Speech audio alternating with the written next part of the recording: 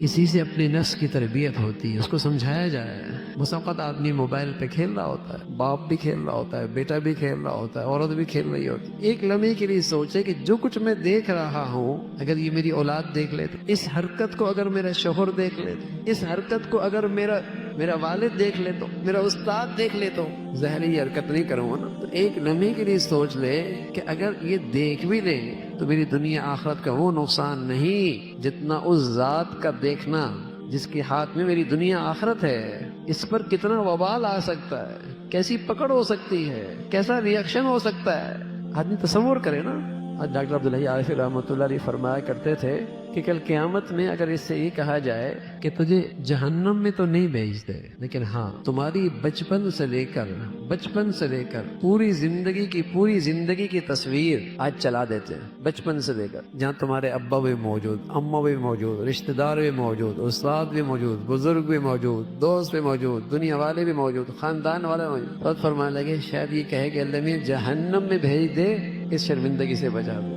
یہ نہ دیکھا تو میرے عزیزو ذرا سوچی تو صحیح، کیا اللہ کے نظروں سے کوئی چیز پوشیدہ ہے؟ کیا اس کی نظروں سے کہیں اوجھل ہو سکتے ہیں؟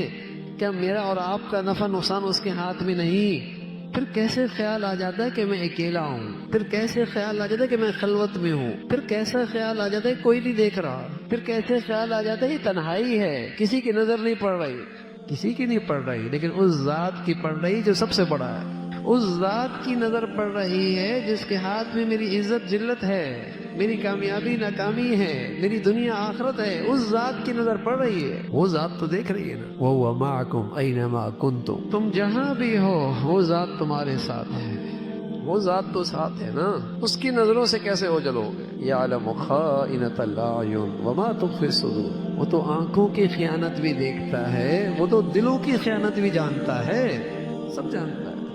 تو میرے عزیزو ہماری زندگی کے لمحات نیکیوں سے آراستہ ہوں، جوانی نیکیوں کے ساتھ گزرے، صحت جوانیکیوں کے ساتھ گزرے، اپنی ان فرصت کی گھڑیوں کو عبادات سے مشغول رکھو۔